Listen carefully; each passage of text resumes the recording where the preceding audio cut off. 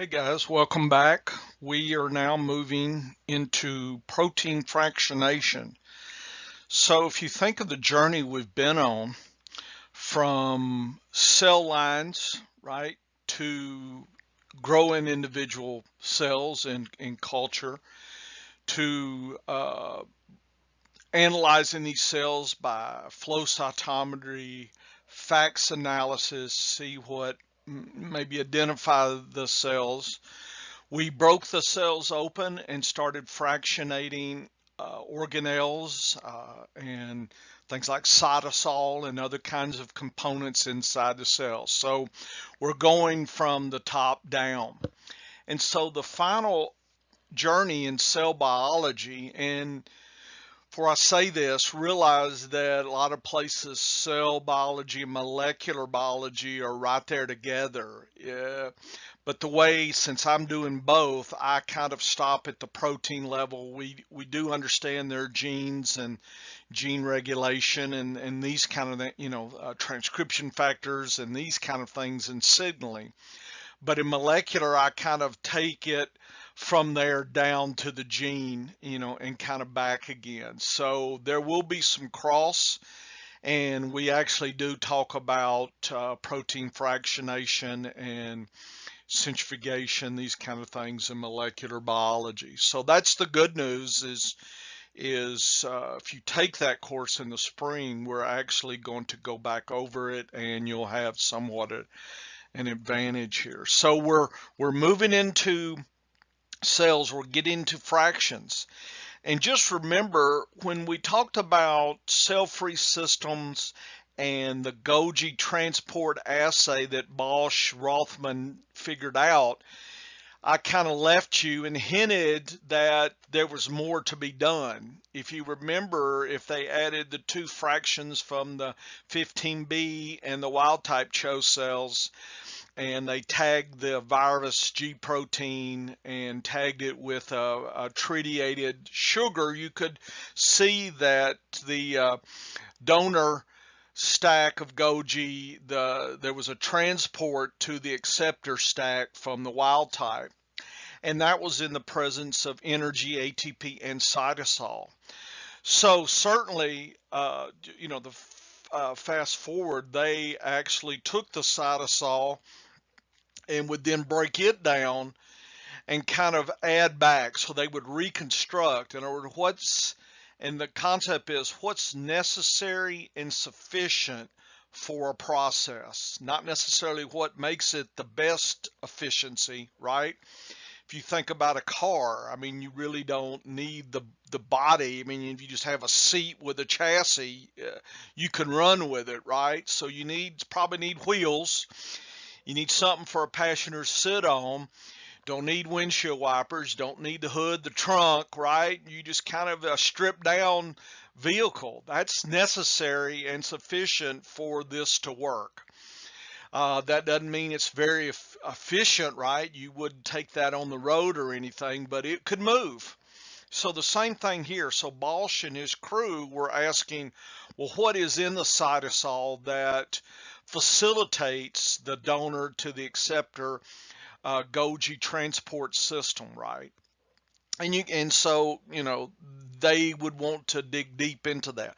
So protein fractionation is a process that you can use to answer that question, as well as other questions. You could take cells from normal and take cells from disease, right? Or you can take normal versus cancer, and you can fractionate the proteins and compare differences. And that whole concept is called proteomics. That's the complete, the whole loaf there of the proteins. It's called proteomics.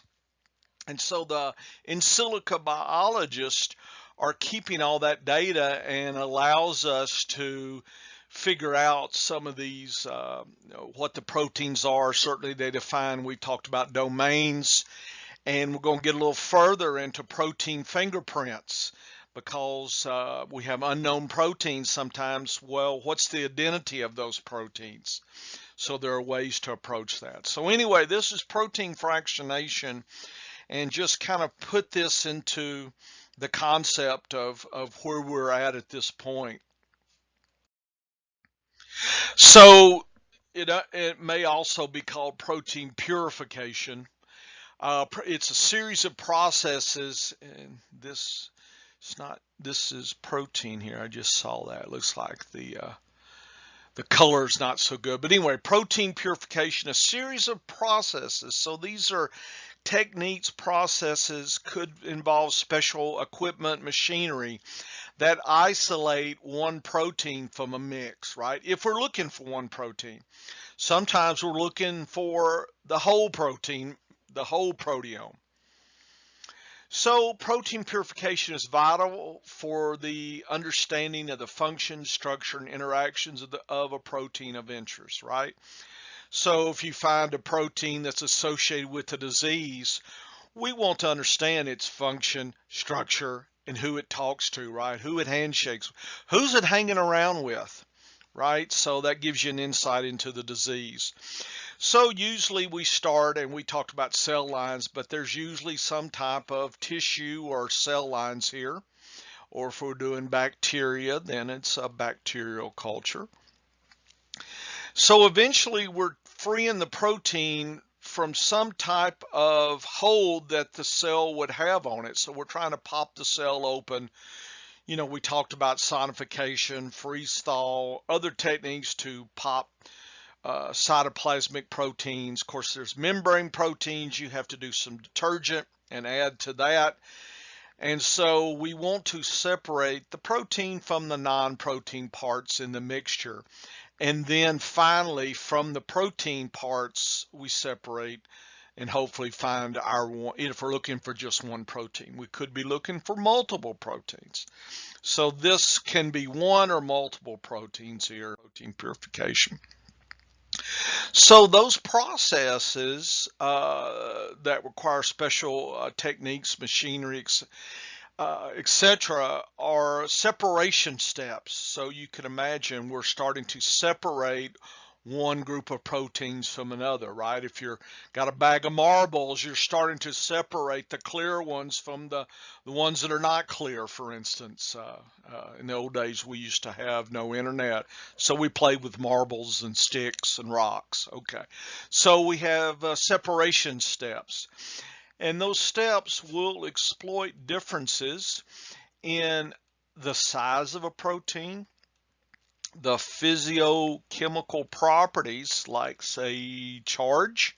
So we're getting back to the R groups. So how many amino acids are there is the size. What is the nature of the R groups?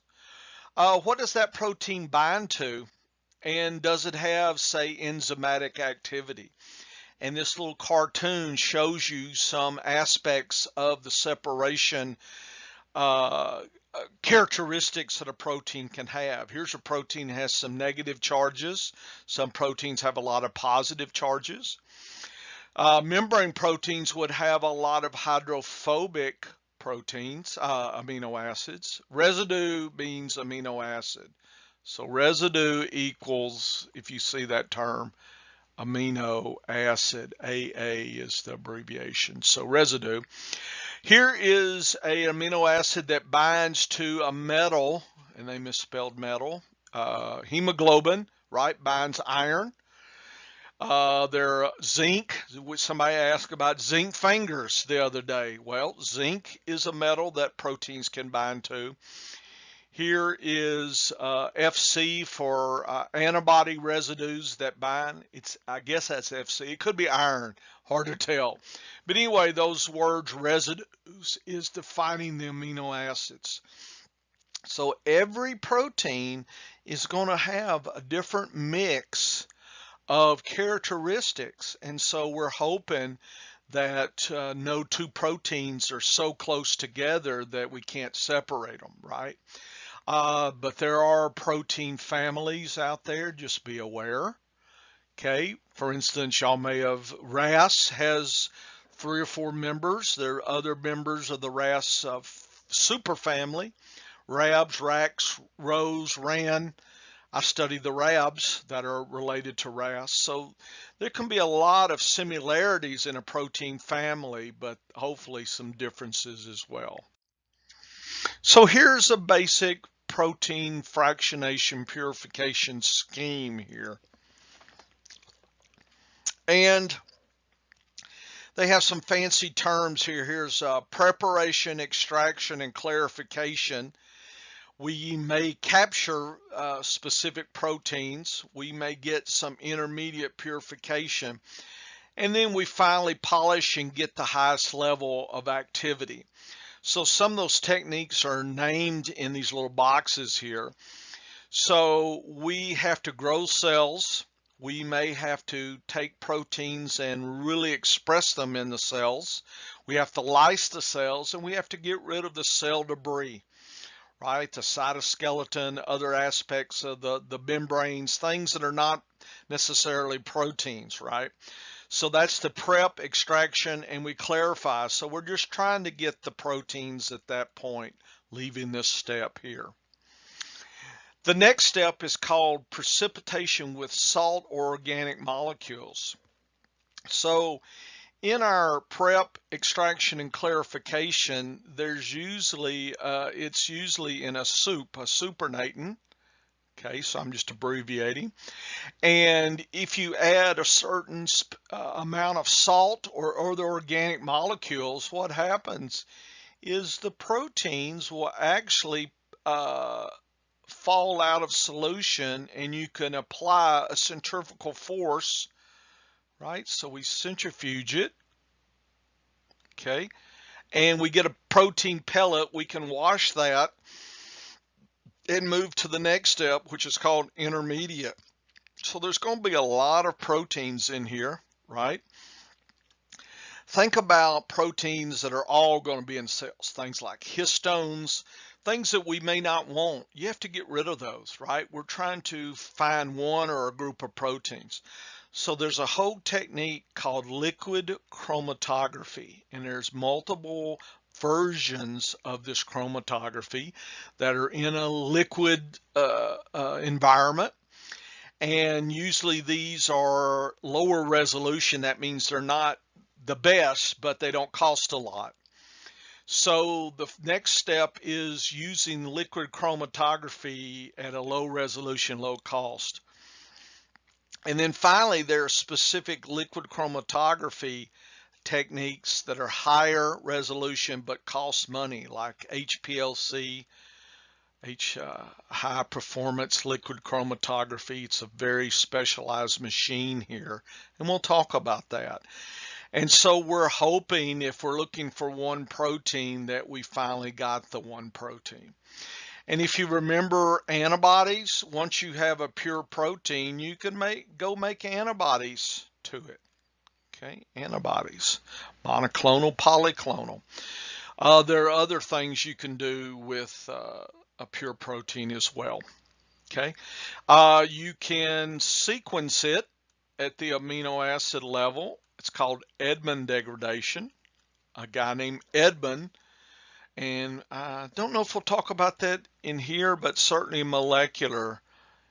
Edmond is the scientist, and it's called Edmond degradation or Edmond protein sequencing. Okay, so certainly the in silico biologists keep track of all the amino acid sequence of all the proteins in the protein database. So if you have an unknown protein, you can figure out the amino acid sequence and compare it by BLAST or p-BLAST and figure out what is it related to. Okay, so and then HPLC can do a protein fingerprint. Okay, and that's usually mass. So you break the protein into little segments, little peptides, mass versus charge. And every protein is going to have, if you break it apart by, say, a protease like trypsin, you will get a certain product, and we call that a fingerprint. And there are detection machines to determine all the number of pieces that, if you take a pure protein and chew them with, say, a trypsin, which is a protein, I think it cuts at arginines and lysines, and you then get a mass versus charge, and you can figure out the identity of a protein as well.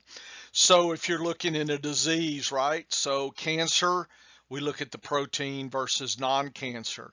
So is there a lot of this protein in cancer or a little of this protein? How does that compare to wild type? So sometimes cancer is not having a whole bunch of a protein. Imagine cancer is losing protein. So we're talking tumor suppressors here, right? Tumor suppressors like the RB protein, right? That one of the groups is working on. And so those are tumor suppressors, and these are oncogenes here, oncogenes. So cancer can be too much or misregulation of oncoproteins, or it could be the cell is missing a tumor suppressor. Okay, so I'm using cancer as a template to look at that. So here's another kind of a concept mapped of the protein purification. We have a lysis, and we do centrifugation of insoluble components, membranes, other kinds of cell debris. Cells that are not broken will come out here too. So we end up with the soluble fraction. We could get rid of the RNA and DNA. There's different ways. You can precipitate with organic solvents. You can add nucleases, nuclease enzymes, nucleases. DNase or RNase are these nucleases. These are enzymes that chew up DNA or RNA. So we could get rid of the nucleic acids, and now we're left with the protein fraction that we can do salt precipitation.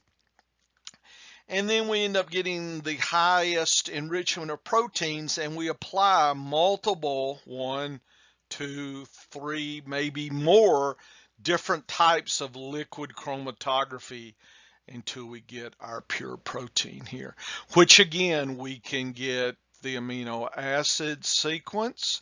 We can chew it up and get a charge versus mass fingerprint. We can make antibodies to it, monoclonal, polyclonal, okay?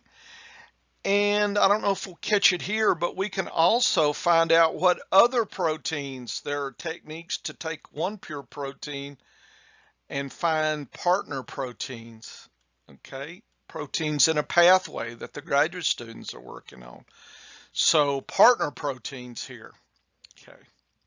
So that's the concept there. And so we're going to hit this part really hard because I've got at least 4 or 5 different liquid chromatography procedures that we'll hit. So properties, we use solubility. So that's the first thing. There's ammonium sulfate, and it's a salt, and it's called salting out, and proteins salt out of solution. There's a chromatography called size shape or size exclusion, liquid chromatography. There is a chromatography based on charges, ion exchange chromatography, and then there is binding to molecules or antibodies. I know if we don't have an antibody, then you can't do affinity, but that's called affinity chromatography. So those are the 3 main chromatography, liquid chromatography, and they're done usually sequentially, right? Sequentially. So again, the first step is to precipitate to salt it out with ammonium sulfate. Basically, you just do empirical adding large amounts and collecting the different fraction. And then you can use dialysis tubing, kind of like a little kidney in a little tube here, and get rid of all the salt. And then the hydrophobic groups on the protein get exposed, and it tracks other hydrophobic groups, and sometimes proteins can aggregate based on their highly hydrophobic. You might use that as a way to precipitate. You can use large amounts of salt in a big tank full.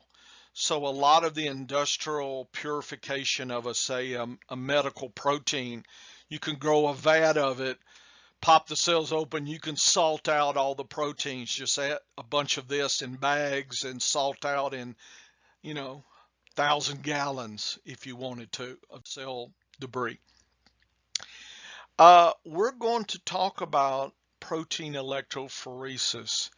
This is a electrophoretic diagram. This is actually a result of protein electrophoresis.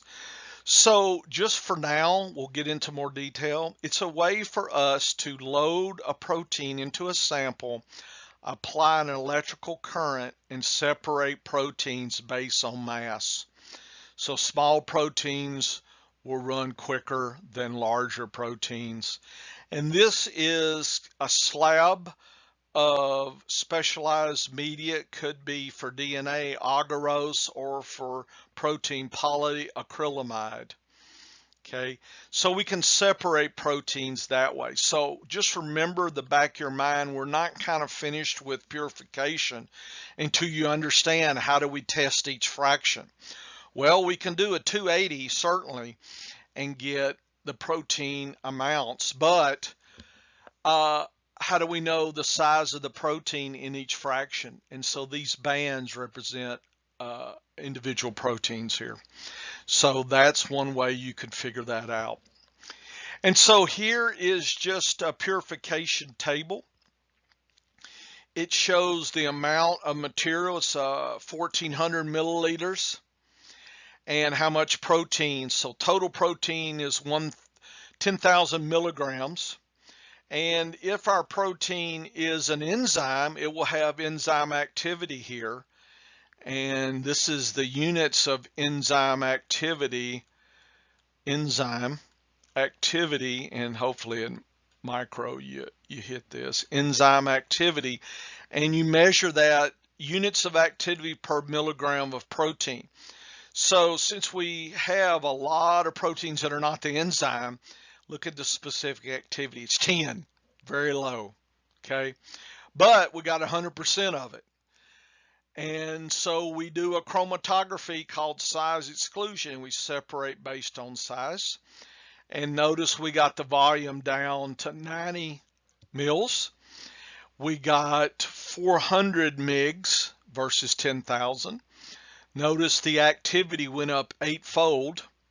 Let's see. No, it went down a little bit, but the specific activity went up 200. So we got a 20-fold increase in enzyme in this fraction here. We do it again,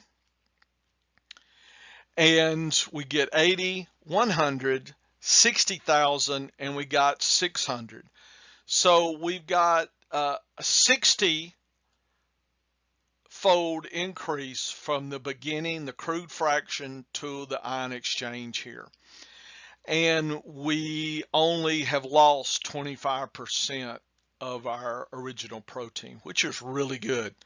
So that means we take a certain amount of this cell, break them open, and we can do this purification and get about 600 specific enzyme units per mg of purification. This may not be the end, but we certainly have purified it by 60-fold. Pretty good. So fractionation purification is a multi-step procedure. So here's the sample. We apply a chromatography and we fractionate. So we've seen the fraction collectors. Okay, and we could assay at 280 or the Bradford assay, is there protein, and then if it's an enzyme, is there activity? If this fraction doesn't have activity, then we put it to the side. We don't need it. If 3 and 4 have the activity, we combine 3 and 4. We could do electrophoresis. Is it pure? If it's not, guess what?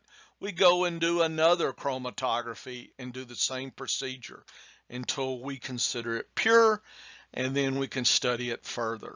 So this can be a circular process until we've hit this question, is it pure?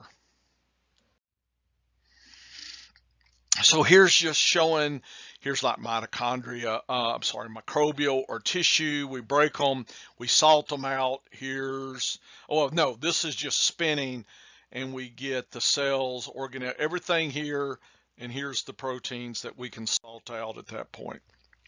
So this leads us to chromatography methods, and the procedures usually require certainly one, most likely 3 or 4 chromatography steps. We flow the solution containing the protein through a column, and that column has various amounts of materials that allow for the separation. A lot of times these materials are polystyrene, some of these other inert material that bind or don't bind to protein, or size exclude, or charge or affinity. Somehow what's in there doesn't break down the proteins. And you're saying, what about protease inhibitors? Probably you should have added that when you broke the cells open, and it's probably a wise idea, because as you're putting proteins together, you will put proteases in there. So the buffer that we're using here, the solution that contains protein, probably is spiked with protease inhibitors. And again, once we do a procedure, we can fractionate and look at 280, or do the colorimetric Bradford assay that we talked about as well. Either one. And remember, there were pros and cons to each one of these, so go back and review that. So there's kind of the big step here, and you're saying, what does a column chromatography look like? Well, in certain cases, on the cheap side, it can be this long tube that made of glass, and there are these matrix, which could be polystyrene beads, and we have a reservoir of our protein solution here, and we start adding that maybe with a little stopcock here, and we allow it to drip, right? So drip, and we drip it into our fraction collector. Okay, so that's the concept. This tube can be the length 6-10 feet if it's size exclusion, or it can be 6 inches or a foot, very small. Depends on the process. When I did size exclusion, I think we had an 8-foot column. So it was glass. You couldn't, flick it around like a lightsaber. Okay, you had to be very careful, and you had to have a stand that would hold it while you kind of got up on a little step stool and poured this material in. And this is gravity fed. So the liquid starts coming through these this matrix here based on gravity, right? And so the drips will drip until there's no more liquid, and it will stop by itself. And like I said, this fraction collector holds a tube open. You collect, and then you go to the next tube and collect, and so forth. Okay, kind of like a bingo card. And then again, we can test each fraction at 280 or the Bradford assay. Okay. And so here's here's 4 proteins. We're doing some type of fractionation. Here's 20 tubes, and in this cartoon, all the blue comes out in these 3, all the light blue here, and we have some yellow and red. Notice that if we were trying to get pure yellow and red, we would probably have to do another type. See, in this cartoon, it's perfect. The different blues separated perfectly, but we would have to, so this is supposedly pure. By the way, this never happens. This is just in cartoon. This is more likely the result, and it won't be just 4 proteins. There'll be 10,000 proteins. But anyway, you get the idea of fractionation here. Okay, so